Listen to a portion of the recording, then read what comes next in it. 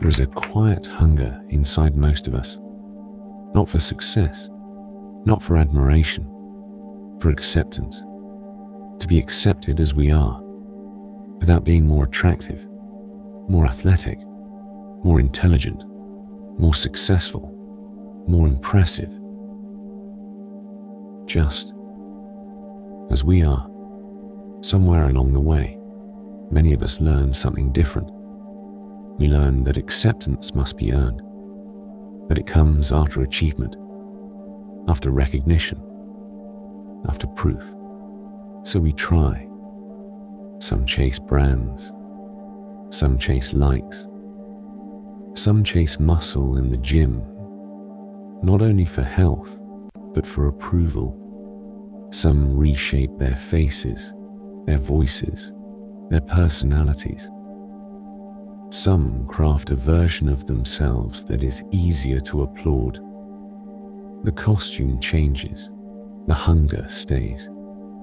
It is not that these people are flawed. Many of them have more than most.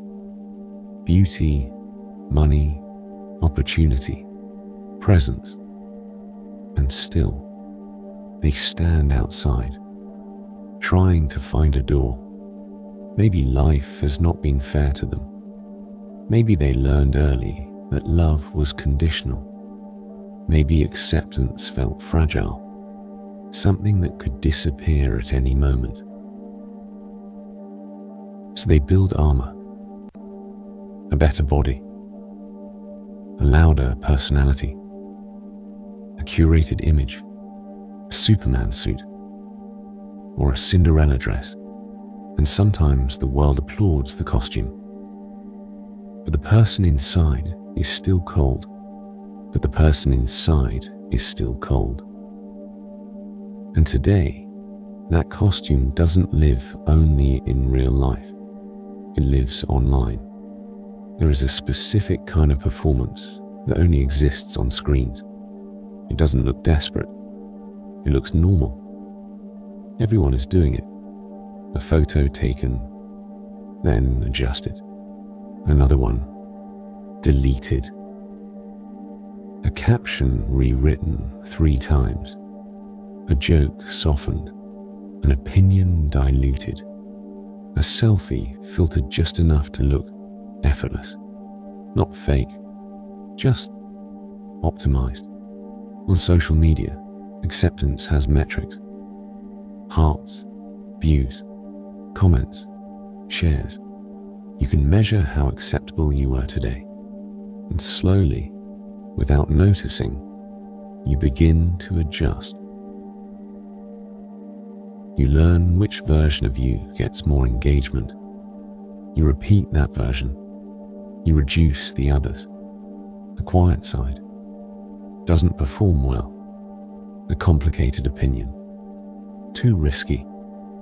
The insecurity, better hidden. So you build something safer, cleaner, more agreeable.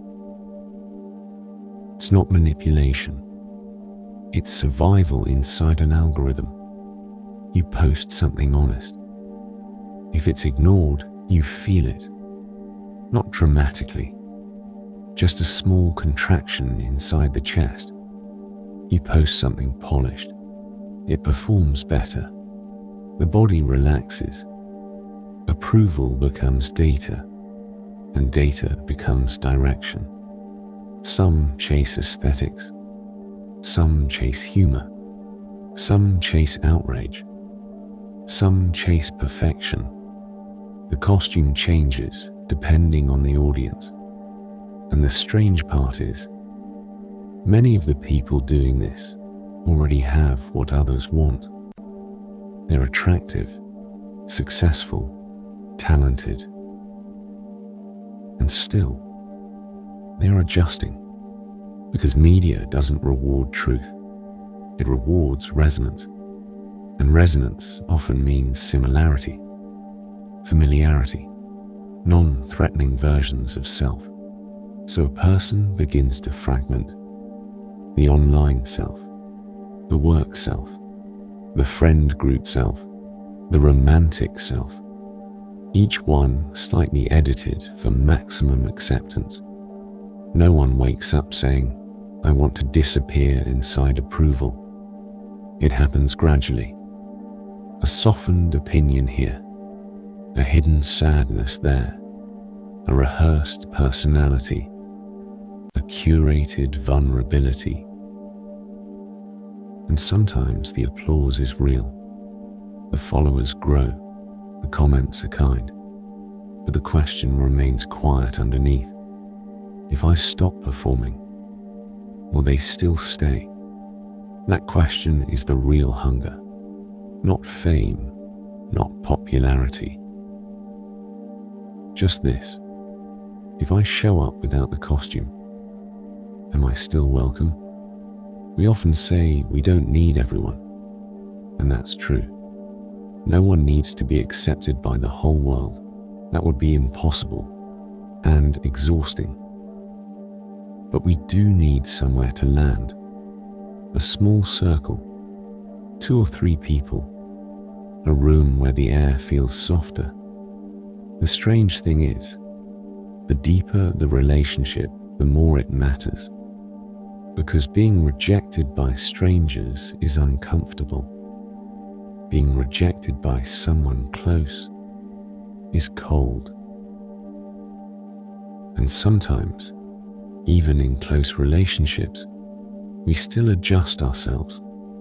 We don't always say what bothered us. We don't always show how sensitive we really are. We become the easy one, the strong one, the funny one, the low-maintenance one. Not because we are fake, but because we are protecting the connection.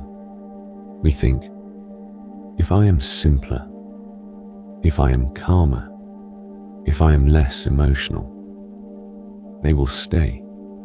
So we trade small pieces of ourselves for stability. A small silence here, a swallowed reaction there, a postponed truth.